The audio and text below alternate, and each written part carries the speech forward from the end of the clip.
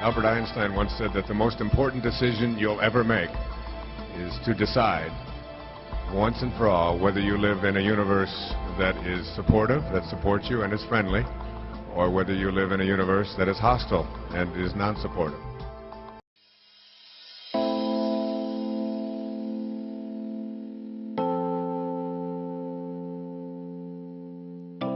That it was the perception of the environment that controlled the cell. Well, in cell levels, perceptions are perceptions, but at human levels, perceptions are beliefs. And it turns out that it's actually our beliefs that select our genes and select our behavior.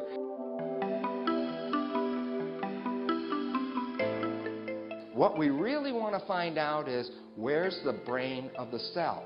So here's the point. The brain of the cell is the structure that controls the signals to tell the cell what to do in response to the environment.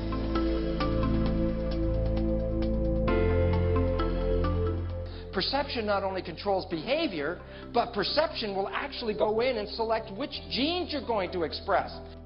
The bottom line is that the genes do not control biology. This is a mistake. This is an assumption.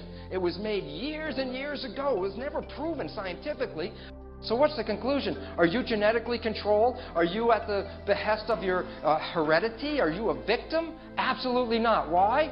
Because by adjusting your perception, you can adjust your behavior. By adjusting your perception, you can select different genes in your function. By adjusting your perception, you can rewrite your genes. Thoughts don't seem to be inside our brains. Our experiences don't all seem to be inside our brain. Your image of me now doesn't seem to be inside your brain, yet the official view is there's a little Rupert somewhere inside your head, and everything else in this room is inside your head. Your experience is inside your brain. I'm suggesting actually that vision involves an outward projection of images. What you're seeing is in your mind but not inside your head. Our minds are extended beyond our brains in the simplest act of perception.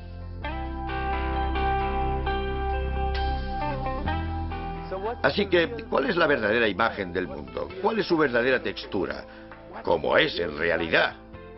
La respuesta es, depende de quien lo observe. Perception, in my opinion, is awareness.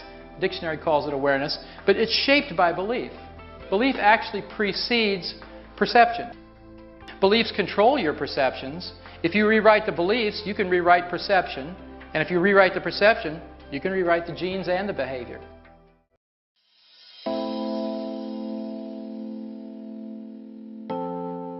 PSYCH-K is an easy-to-use tool to change subconscious beliefs. Those are the beliefs that you really call the source of all your habits in your life. So most people find it difficult to change habits, but with PSYCH-K it's really very easy.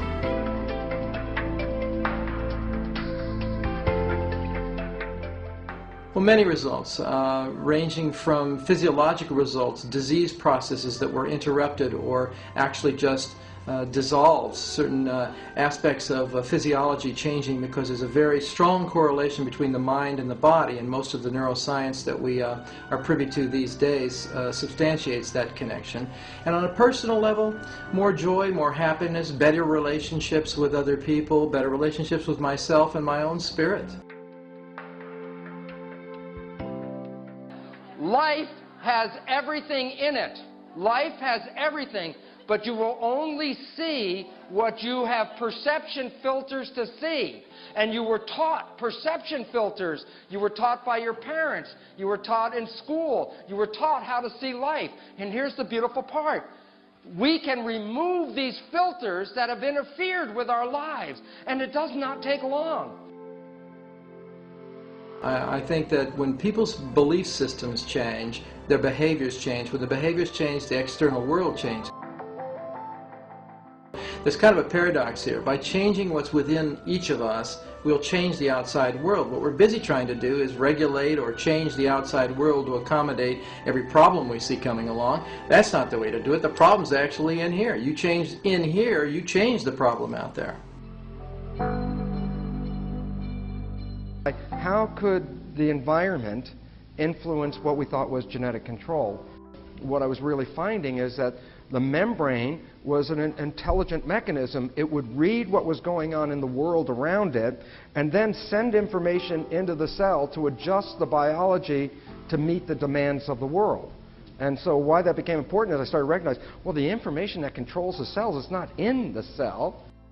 The information that controls the cells is from the outside. I think we're trying to fix the problem at the wrong level. We're trying to fix it at the physical level when we haven't dealt with the subconscious level, the patterns of belief which drive our behaviors, which create perceptions, which actually either going to change the problem into a solution or we're just going to stay with the problem.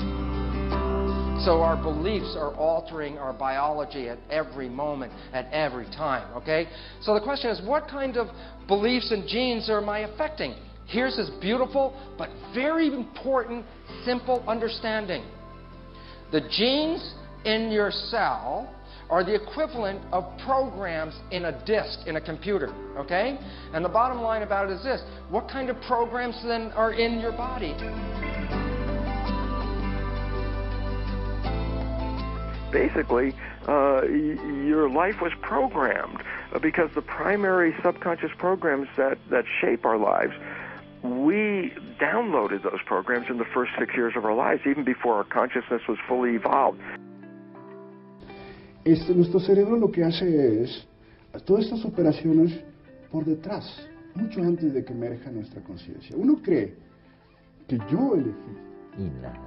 No, fueron tus neuronas quienes eligieron. Oye, y entonces, ¿para qué sirve la conciencia? Porque lo que me estaba diciendo es que el inconsciente es capaz de alumbrar procesos cognitivos de una complejidad enorme, de una complejidad que haría creer a cualquiera que para tomar una decisión tendrías que haber pensado conscientemente lo que estaba ocurriendo. Pues resulta que no es verdad. Resulta que la mayoría de las decisiones que tomáis vosotros son inconscientes, no son conscientes. Todo acto motor voluntario es involuntariamente iniciado. Increíble. Paradoja siguiente: todo acto consciente es inconscientemente elaborado por nuestro cerebro. La primera condición inexcusable para poder ser feliz es tener la sensación de que controlas algo de tu vida.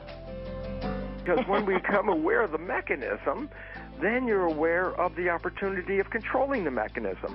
Y que también nos acordemos del filósofo José Ortega y Gasset, que decía: las ideas las tenemos, en las creencias estamos, en las creencias vivimos. Entonces, ¿qué estás dispuesta a creer sobre ti mismo y sobre tu capacidad de hacer frente al desafío? Everything depends on evolving habits, not on fixed laws. Que es verdad que una experiencia individual puede incide sobre la estructura misma del cerebro. De manera que por primera vez en la historia de la evolución sabemos que es posible cambiar. Oye, es impresionante. Sí. La gente no aceptaba hasta ahora que se puede cambiar.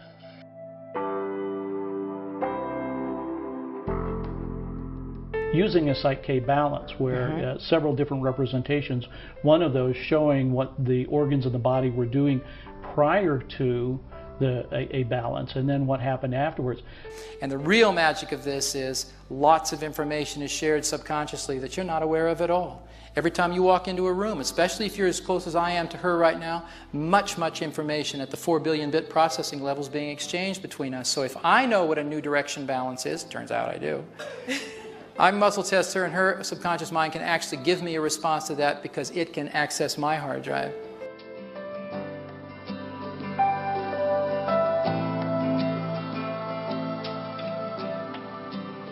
It's not prayer because you're not really asking for intercession in some way. Come, please help me. It's not that kind of thing. You're just affirming this belief over and over. It's not visualization. It's not positive thinking. It's simply affirming a statement to be true, educating the parts that are in resistance, and doing it through the filters of whole brain integration.